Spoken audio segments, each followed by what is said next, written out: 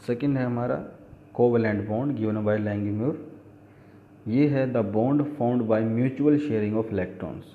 तो यहाँ पर हमारा जो मेन वर्ड है वो है mutual sharing of electrons between atoms to complete their octet और डुप्लेट।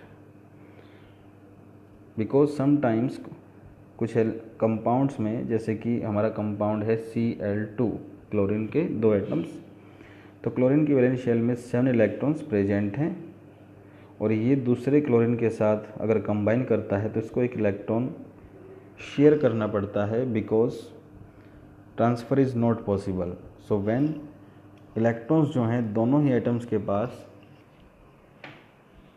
लेस देन 8 और मोर देन 4 हैं, तो इन डेट केस वहाँ पर कोई भी एटम इलेक्ट्रॉन ट्रांसफ़र नहीं कर पाएगा, बिकॉज क्लोरीन अगर 1 इलेक्ट्रॉन देगा Cl को तो इसके 6 हो जाएंगे और इसने इसको दिया तो दूसरे के 6 हो जाएंगे। तो इन डेट केस इनके पास 1 इलेक्ट्रॉन की कमी है, तो ये 1 इलेक्ट्रॉन को शेयर कर लेते हैं इस तरह से, और वो 2 इलेक्ट्रॉन सब दोनों के म्यूचुअल हैं, यानी कि इक्वली। तो इसमें हमें 2 क्लोरीन के एटम्स इस तरह से मिलेंगे, जिसमें शेयर्ड इलेक्ट्रॉन्स को हम एक डैश से दिखाएंगे।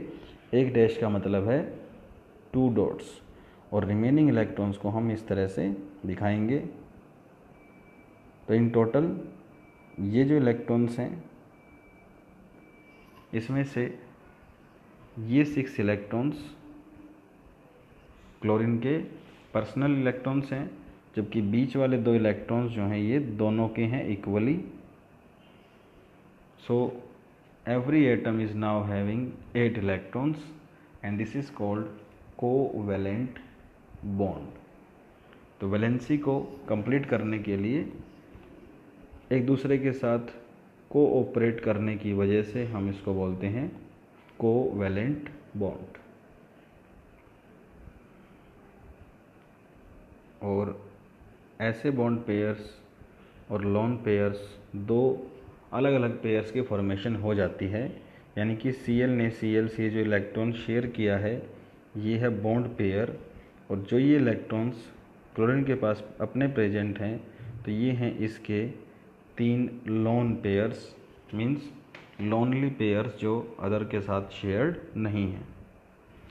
तो इसीलिए शेयर्ड पेयर्स ऑफ इलेक्ट्रॉन्स को बोलते हैं बॉन्ड पेयर्स, जो कि वैलेंस शेल में प्रेजेंट हैं, और लोन पेयर्स है the unshared pairs of electrons in valence shell. जिसमें क्लोरीन का एग्जांपल हम लें तो हर क्लोरीन के पास हैं 3 लोन पेयर्स और एक बॉन्ड पेयर। दूसरा एग्जांपल यहाँ ऑक्सीजन का है, तो ऑक्सीजन के लिए हम जो है पहले उसका बॉन्डिंग जो है वो स्टडी करेंगे। ऑक्सीजन की वैलेंस शेल में इलेक्ट्रॉन्स का जो नंबर है वो है 6।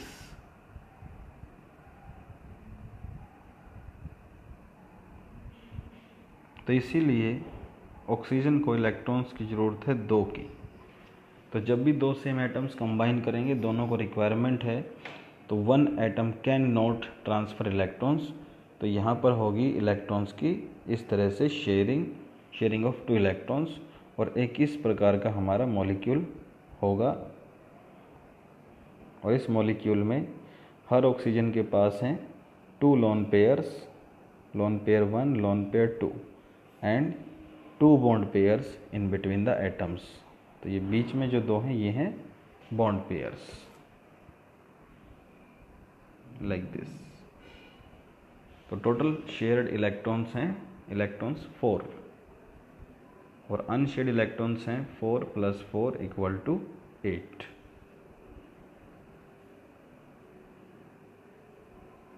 ये हैं शेयर्ड और ये हैं अनशेयर्ड लोन पेयर्स। और इसी तरह से अगर हम किसी भी एलिमेंट की बात करें, जैसे नाइट्रोजन है, तो इसकी वैलेंस शेल में इलेक्ट्रॉन्स होते हैं टोटल 5। तो इसको 3 और इलेक्ट्रॉन की ज़रूरत है ऑक्टेट कंप्लीट करने के लिए। तो जितने इलेक्ट्रॉन की कमी होती है उतने ही इलेक्ट्रॉन को शेयर कर लिया जाता है। तो नाइट्रोजन जो है इस तरह से बॉन्डिंग करेगा। तो क्लोरीन में है ये बॉन्ड, ऑक्सीजन में है ये, और नाइट्रोजन में जो ऊपर दिखाया है आपको ये। तो हम इसको बोलते हैं सिंगल बॉन्ड, इसको बोलते हैं डबल बॉन्ड और इसको बोलते हैं ट्रिपल बॉन्ड। अगर एक इलेक्ट्रॉन शेयर होता है तो उसको सिंगल बॉन्ड बोलते हैं।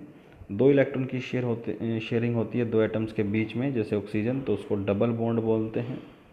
और अगर दो एटम्स के बीच में 3 इलेक्ट्रॉन्स की शेयरिंग होती है तो ऐसे बॉन्ड को हम ट्रिपल कोवलेंट बॉन्ड बोलते हैं। तो कोवलेंट बॉन्ड्स जो हैं वो 3 टाइप्स के होते हैं। और ये है हमारा तीसरा बॉन्ड जिसको हमने बोला कोऑर्डिनेट बॉन्ड। तो ये जो बॉन्ड है कोवलेंट बॉन्ड की तरह ही है। This is formed by unequal या अनम्यूचुअल शेयरिंग ऑफ इलेक्ट्रॉन्स। तो इसके लिए हम एग्जांपल देखते हैं, जैसे कि ये है नाइट्रोजन, और नाइट्रोजन की वैलेंस शेल में इलेक्ट्रॉन्स हैं टोटल 5। अगर ये अपने इलेक्ट्रॉन्स को शेयर करता है हाइड्रोजन एटम के साथ, तो हाइड्रोजन के पास एक इलेक्ट्रॉन प्रेजेंट है, तो हाइड्रोजन अपना डुप्लेट कंप्लीट कर लेता है एक इलेक्ट्रॉन शेयर करके, दूसरा हाइड्रोजन यहाँ से और तीसरा यहाँ से, और इससे फॉर्मेशन होती है NH3 की। तो हाइड्रोजन को स्टेबिलिटी मिलती है डुप्लेट से और बाकी सभी को मिलती है ऑक्टेट से। तो इस मॉलिक्यूल में ये है NH3 जिसमें नाइट्रोजन का ऑक्टेट और हाइड्रोजन का डुप्लेट कंप्लीट है। लेकिन अगर ये कंबाइन करे एक दूसरे आयन के साथ जो है H+, तो H+ के पास इलेक्ट्रॉन्स का नंबर है 0, बिकॉज 1 इलेक्ट्रॉन था जो रिमूव हो गया है, इसीलिए इसके ऊपर है प्लस चार्ज। तो यहाँ पर नाइट्रोजन अपने इन दोनों इलेक्ट्रॉन्स को हाइड्रोजन से शेयर करता है। तो इट मीन्स हाइड्रोजन का जो आयन है H+, इसके पास कोई इलेक्ट्रॉन नहीं था और NH3 में से नाइट्रोजन ने अपने दोनों इलेक्ट्रॉन शेयर किए हाइड्रोजन के साथ। तो इस बॉन्ड में हम समटाइम्स ऐसे एरो दिखाते हैं कि इलेक्ट्रॉन जो हैं किसने किसके साथ शेयर किए हैं, ये रिप्रेजेंट करने के लिए। तो नाइट्रोजन ने H से शेयर किया है तो इसको हम इस डायरेक्शन में दिखाते हैं, और इस बॉन्ड को हम सिंपली सिंगल डैश से भी दिखा सकते हैं इस तरह से।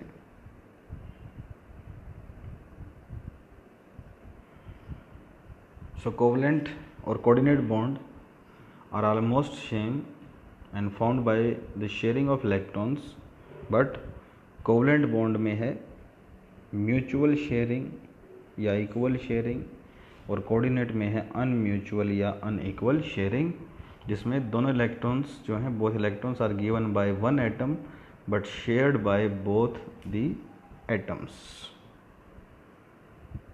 So this is formation of a coordinate bond between N and H। तो इस मॉलिक्यूल में 3 बॉन्ड तो हैं कोवलेंट इस 3H के साथ, और एक जो बॉन्ड है ये है कोऑर्डिनेट बॉन्ड 1H के साथ। तो H पॉजिटिव एम्प्टी ऑर्बिटल है इसके पास, और नाइट्रोजन डोनेट करता है इसको लोन पेयर कंप्लीटली। तो इसका नाम है कोऑर्डिनेट बिकॉज नाइट्रोजन ने हाइड्रोजन को कंप्लीटली कोऑर्डिनेट किया है, and this is shown by arrow and sometimes dash also.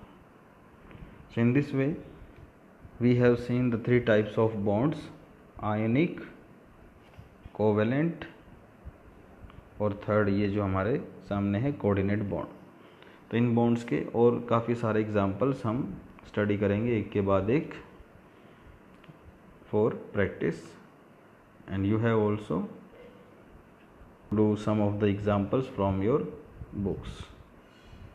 So this is completion of the Kosal and Lewis concept or octet rule, but octet rule जो है this is not always sufficient, तो इसलिए हम other concepts of bonding को इसके बाद study करेंगे। Thank you.